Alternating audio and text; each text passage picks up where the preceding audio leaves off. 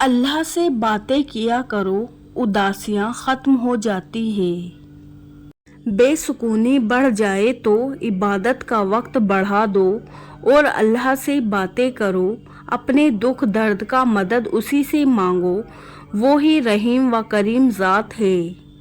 وہ جو چاہے تو کیا نہیں ممکن، وہ نہ چاہے تو کیا کرے کوئی۔ اللہ تعالیٰ کی تمام نعمتوں پر الحمدللہ کہا کرو۔ لا تحزن ان اللہ معنا، غم نہ کر، اللہ ہمارے ساتھ ہے۔ میرا کوئی نہیں تیرے سوا، اے اللہ۔ دوستوں کے غم میں ہر حال میں شامل ہوا کرو، لیکن خوشی میں تب جاؤ جب وہ خود بلائے۔ جب تم کسی انسان کی عزت اس کی دولت کی وجہ سے کرنے لگو تو جان لو کہ تم ایمان کھو بیٹھے ہو۔ وَمَا لَكُم مِّن دُونِ اللَّهِ مِّن وَلِيٍّ وَلَا نَصِيرٍ، اور تمہارے لیے اللہ کے سوا نہ کوئی حمایتی ہے اور نہ مددگار ہے۔ رسول اللہ صلی اللہ علیہ وسلم نے ارشاد فرمایا، مہمان کو رخصت کرتے گھر کے دروازے تک نکلنا سنت ہے۔ اللہ آخری امید نہیں، واحد یقین ہے۔ نماز کا رہ جانا دنیا کے ہر نقصان سے بڑا نقصان ہے۔ یا اللہ مجھے ایسا نمازی بنا دے کہ پھر نماز پڑھے بغیر میرا گزارا نہ ہو۔ برا چاہنے والوں کو بتاؤ، عزت اللہ کی ذات دیتی ہے۔ رشتوں کے بازار میں آج کل وہ لوگ ہمیشہ ہی اکیلے پائے جاتے ہیں جو دل اور زبان کے سچے ہوتے ہیں۔ ایک عورت کی تربیت کا امتحان بہو بننے کے بعد اور اخلاق کا امتحان ساس بننے کے بعد ہوتا ہے۔ توبہ قبول ہونے کی نشانی یہ ہے کہ اس کے بعد انسان کا دل گناہ سے ہٹ جاتا ہے۔ اللہ نے سچی محبت کو نکاح کا نام دیا ہے۔ کوشش اور عمل کے بغیر مرتبے اور اعلیٰ درجے کے طلب رکھنا سراسر نادانی اور جہالت ہے۔ نکاح وہ لمحہ ہے جس میں مانگی ہوئی ہر دعا قبول ہوتی ہے۔ یا اللہ ہمیں ہر مرض، قرض، رسوائی، تنگ دستی اور نگہانی آفتوں سے محفوظ رکھ، آمین۔ تکبر، خود کو سب سے بہتر سمجھ لینا، یہ ایک ایسی بیماری ہے جو انسان کو کسی قابل نہیں چھوڑتی۔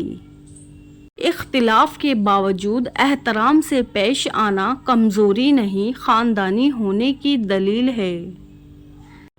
بے وقوفی کی بے وقوفی عقل مند کی عقل مندی کو ظاہر کرتی ہے۔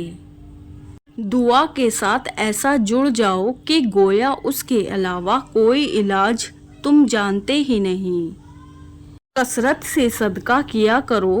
آپ صلی اللہ علیہ وسلم نے فرمایا، جب مسلمان بندہ صدقہ کرتا ہے تو اس کے ذریعے 70 شیطانوں کے جبڑے توڑ ڈالتا ہے۔ اپنے اندر برداشت پیدا کریں، معلوم نہیں آپ کو کون کون برداشت کر رہا ہے۔ حسد کسے کہتے ہیں؟ کسی سے نعمت کے چھین جانے کی تمنا کرنا یا یہ خواہش کرنا کہ فلاں شخص کو یہ نعمت نہ ملے، اس کا نام حسد ہے۔ ایک سچا چاہنے والا آپ سے ہر طرح کی بات کرتا ہے، ہر موضوع پہ بات کرتا ہے، جبکہ دھوکہ دینے والا صرف پیار کی بات کرتا ہے۔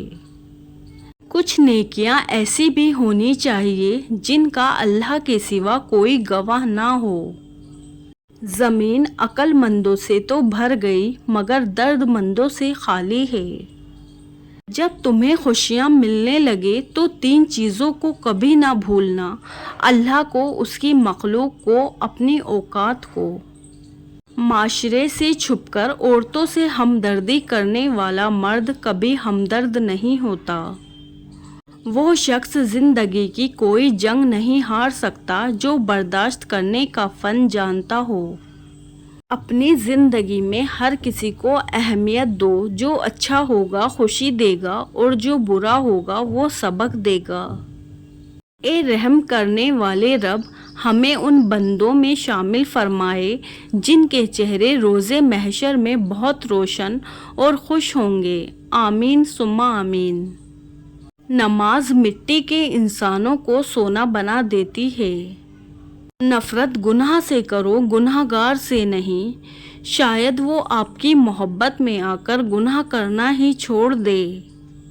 زبانی توبہ کرنا جھوٹوں کا کام ہے، توبہ دل کی جائے تو دوبارہ توبہ کی ضرورت نہیں پڑتی۔ یا اللہ، یہ ہاتھ ہمیشہ تجھ سے مانگنے والا اور دوسروں کو دینے والا رہے۔ آمین یا رب العالمین۔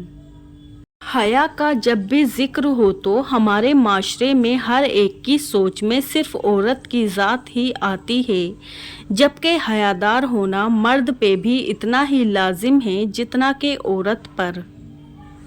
فرمان مصطفیٰ صلی اللہ علیہ وسلم سب سے افضل صدقہ روٹھے ہوئے لوگوں میں صلح کرا دینا ہے۔ اپنی زندگی میں ہر کسی کو اہمیت دو، جو اچھا ہوگا خوشی دے گا اور جو برا ہوگا وہ سبق دے گا۔ لوگوں کے عیبوں کو اس طرح غافل ہو جاؤ جیسے سوتے وقت تم دنیا سے غافل ہو جاتے ہو۔ حرام کو چھوڑ دے اس یقین کے ساتھ کہ اللہ اس کو حلال بنا کر آپ کو لوٹا دے گا۔ راستہ ایک ہی تھا، فرعون ڈوب گیا، موسیٰ علیہ السلام گزر گئے، یقین اللہ پر رکھو، راستے پر نہیں۔ اپنی سوچوں کو پانی کی قطروں سے زیادہ شفاعت رکھو، کیونکہ جس طرح قطروں سے دریا بنتا ہے اسی طرح سوچوں سے ایمان بنتا ہے۔